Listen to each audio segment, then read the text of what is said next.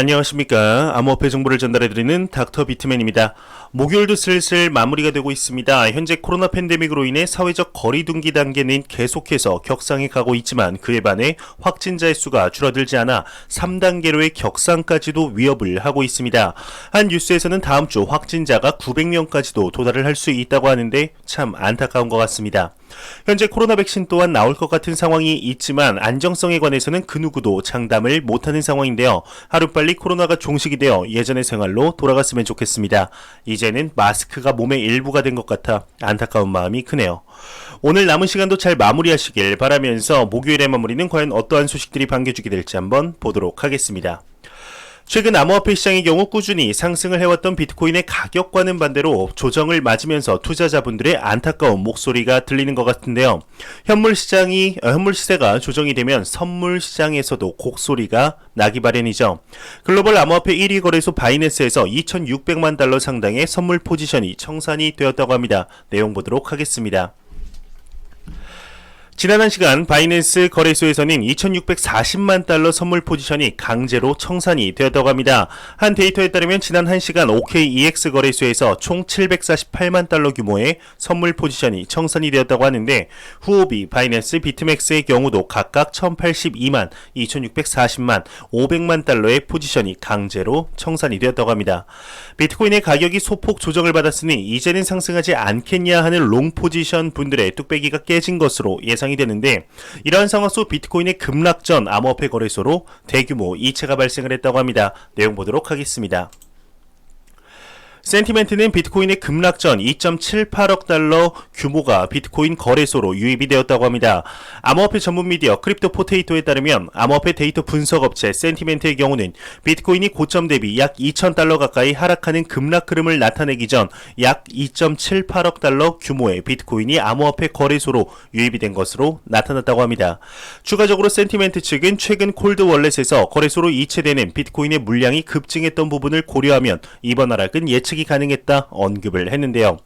보통 암호화폐 거래소에서 익명의 계좌로의 이체는 중장기 홀딩을 위한 움직임, 익명의 주소에서 암호화폐 거래소로의 이체는 매도를 위한 움직임으로 판단을 하기에 이번 하락은 예측이 가능하다 언급을 한 것 같은데요.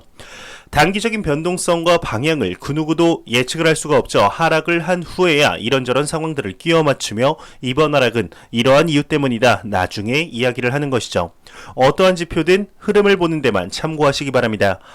현재 비트코인의 가격의 조정을 시작으로 암호화폐 시장 전반적으로 조정장이 찾아오면서 이런저런 이유가 많이 나오는 것 같습니다.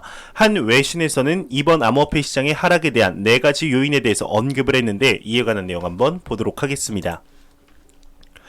한 외신에서 비트코인과 암호화폐 시장 하락 요인 4가지에 대해서 고찰을 했다고 합니다.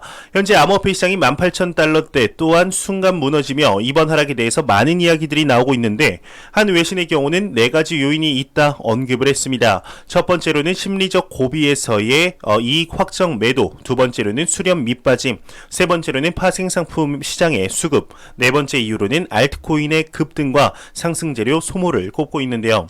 개인적으로 첫 번째 이유가 가장 크지 않을까 생각이 듭니다.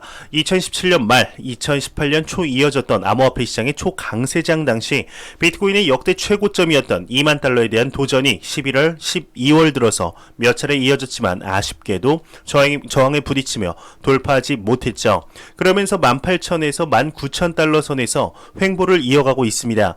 이런 상황 속 현재 비트코인의 98%의 주소가 이익 중이다 언급이 나왔었는데 2만 달러 돌파에 계속해서 실패를 하며 조정장이 길어지자 일단 이익 실현 후 상황을 지켜보자 하는 트레이더들의 판단이 많아지는 것 같습니다. 참 안타까운 상황이라고 볼 수 있지만 오히려 장기적인 관점에서 투자를 하는 투자자분들의 경우는 단기적인 가격 상황보다는 비트코인 그리고 암호화폐 시장의 미래 가치를 보고 투자를 하기에 오히려 웬 떡이냐 할 수 있는 상황이죠. 개인적으로도 그렇게 생각을 하는데 조정장이 올 것 같으니 일단 빼놓고 상승 조짐이 보일 때 넣어서 이득을 봐야겠다라는 생각으로 투자를 하게 되면 그 순간부터 투자가 아닌 갬블이 되지 않을까 싶습니다. 그렇게 쉽게 된다면 누구나 부자가 투자가 되겠죠. 그러한 움직임은 신의 영역이라고 생각을 하는데요. 현재 개인 투자자들은 매도를 하고 있을 때 기관 투자자들 그리고 고액 자산가들의 경우는 매수를 하고 있습니다. 기관 투자자들의 투자 통로로 불리우는 그레이스케일의 경우 이러한 조정장 상황 속에서도 비트코인 펀드인 GBTC의 비트코인 보유량이 증가를 했다고 합니다. 내용 보도록 하겠습니다. 그레이스케일의 GBTC는 비트코인 보유량이 516BTC가 증가를 했다고 합니다. 현재 기관 투자자들의 경우 개인 투자자들이 던지는 물량을 받고 있죠. 이뿐 아니라 2만 달러 아래에서 비트코인을 매집하고 있다는 기관 투자자들이 늘고 있다고 하는데 과연 이런 조정장 속에서 우리는 어떻게 행동을 해야 할지 조금만 생각해보면 답이 나오지 않을까 생각이 듭니다. 현재 글로벌적인 은행들에서 암호화폐 시장에 관심을 가지며 암호화폐 관련 상품을 만들려는 움직임들을 보이고 있습니다. 그중 미국에는 미국을 대표하는 4개의 은행이 있는데 JP모건, 시티그룹, 뱅크 오브 아메리카, 웰스파고 이렇게 4개의 대표 은행이 있습니다. 그중 현재 가치에 비해서 저평가되어 있다고 이야기를 받는 은행이 있는데요. 바로 웰스파고입니다. 웰스파고에서 비트코인에 대해서 언급을 했다고 하는데요. 한때의 유행이 아니라고 하는데 이에 관한 내용 보도록 하겠습니다. 웰스파고는 비트코인 올해 170% 상승을 했다. 절대로 일시적인 유행이 아니다. 언급을 했습니다. 미국의 4대 대형 은행 중 한 곳인 웰스파고의 경우는 투자 전략 보고서에서 비트코인의 투자가 1800년대 골드러시 초기와 같이 투기적인 성격이 짙다고 평가를 했네요. 지난 3년간 비트코인의 가격 상승률은 금, S&P 500 지수의 상승률과 비슷하지만 변동폭은 훨씬 커서 주로 단기 투자 목적으로 활용됐다는 분석이라고 합니다. 다만 웰스파고의 경우는 비트코인이 단순한 유행으로 끝나지 않을 것이라며 장기 전망에 대해 낙관하는 입장을 보였다고 하는데 현재 상당수 투자자들이 암호화폐 시장에 대해 직접 구매하거나 사용한 경험은 없다 언급을 하며 현재 암호화폐 시가총액 규모의 4분의 1의 수준에 불과하다 언급을 하고 있습니다. 최근 암호화폐 시장의 경우는 글로벌적인 은행들, 글로벌적인 기관 투자자들, 투자 자문사뿐 아니라 80년생부터 2000년생을 가리키는 밀레니엄 세대들까지 현재 암호화폐 시장에 대한 인식의 변화가 뚜렷하게 이루어지고 있습니다. 현재 웰스파고가 언급한 투기적인 성향이 강하다는 것은 모든 자산 시장이 초기에 겪는 상황인데요. 1800년대라고 골드러시라고 하고 비교하는 것 또한 암호화폐 시장의 성장 잠재력이 높다는 것을 의미하는 것으로 생각이 듭니다. 시가총액을 이야기하는 것 또한 같은 맥락일 텐데요. 현재 암호화폐 시장의 가격이 하락을 하더라도 미래의 가치를 보는 사람들에게는 지금의 가격 변동이 크게 중요하지 않다는 것이죠. 과연 앞으로의 암호화폐 시장이 3년 뒤, 5년 뒤, 10년 뒤 얼마나 성장을 하게 될지 기대가 되는 것 같습니다. 이러한 상황 속 현재 비트코인만큼 인기가 있는 코인이 있습니다. 바로 시가총액 2위의 이더리움인데요. 이더리움의 2.0 업데이트 내용 중 가장 많은 분들이 관심 있어 하는 기능의 경우는 일반 은행의 적금이자와 동일한 개념인 스테이킹이 있을 텐데 이더리움의 스테이킹에 대응하는 지갑들이 슬슬 나오는 것 같습니다. 한 암호화폐 지갑에서 대응을 한다고 하는데요. 내용 보도록 하겠습니다. 마이이더 월렛인 이더리움 2.0 스테이킹에 대응을 한다고 합니다. 마이이더 월렛이라는 지갑에서 이더리움의 2.0 스테이킹에 대응을 한다고 하는데 정확히는 스테이킹 대행 서비스를 제공한다는 것입니다. 스테이킹 대행 기능을 이용하는 사용자는 하나의 계정이 이제 32개의 이더리움을 입금해야 한다고 합니다. 이는 유저 스스로가 노드를 시작하는 등의 필요가 없는 메리트가 있다고 하네요. 지금 2.0 업데이트 대행 서비스가 시작이 됐으니 점차 유명한 월렛들에서 지원이 될 뿐 아니라 암호화폐 거래소에서 투자자 유치를 위해 기능을 지원할 것으로 예상이 됩니다.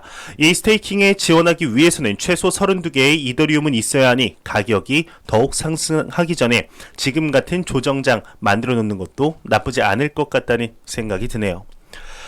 현재 글로벌적인 은행들이 암호화폐 시장에 관심을 갖는 만큼 우리나라 은행들 또한 암호화폐 커스터디 서비스에 대해서 많은 관심도를 보여주고 있죠. 가장 선제적으로 KB 하나은행에서 선보였는데 다른 은행들 또한 개발 중인 것으로 확인되고 있습니다. 그중 신한은행에서 소식이 나왔는데 기업용 월렛을 도입한다고 하는데요. 내용 같이 보도록 하겠습니다. 신한은행은 해치랩스 기업용 디지털 자산 지갑 API 헤네시스 월렛을 도입한다고 합니다. 헤네시스 팀의 경우는 9일 미디어를 통해서 신한은행이 해치랩스 기업용 디지털 자산 지갑 API 헤네시스 월렛을 도입했다고 밝혔습니다. 현재 많은 은행들이 암호화폐 서비스를 출시하려는 노력들이 계속해서 엿보이고 있죠. 현재 개인 투자자들은 매도를 하고 있지만 암호화폐 산업은 확장해 나가며 계속해서 커지고 있다는 것 절대로 잊지 마시길 바랍니다. 매일같이 나오는 리플 XRP에 관한 소식이 오늘도 또한 나왔습니다. 오늘은 리플 CEO 브래드 갈링하우스가 언급을 했는데 신원 확인인 KYC와 자금 세탁 방지인 AML은 암호화폐 발전 과정에 꼭 필요하다 언급을 했다고 합니다. 이에 관한 내용 한번 보도록 하겠습니다. 리플의 CEO 브래드 갈링하우스는 KYC와 AML 암호화폐 발전 과정에 꼭 필요하다 언급을 했습니다. 리플의 CEO 브래드 갈링하우스의 경우는 트위터를 통해서 신원 확인과 자금 세탁 방지 조치는 암호화폐 발전에 있어서 매우 중요하다 언급을 했는데요. 빵영의 경우는 암호화폐 관련 당국의 긍정적인 발언에 대해서는 쉽게 환호하면서 일부 규제 조치에는 지나치게 방어적인 모습을 보인다. KYC와 AML 등은 안정적인 금융 시스템을 구축하기 위한 기본 요소이다 언급을 했습니다. 현재 빵영이 한 말이 틀린 말은 아니지만 갑자기 이 시기에 이러한 언급을 한 이유는 무엇일까요? 얼마 전 미국의 재무장관이 주최한 회의가 열렸었는데 G7, IMF, 세계은행, 금융안정이사회 등 글로벌 국제기관들이 참여를 하였습니다.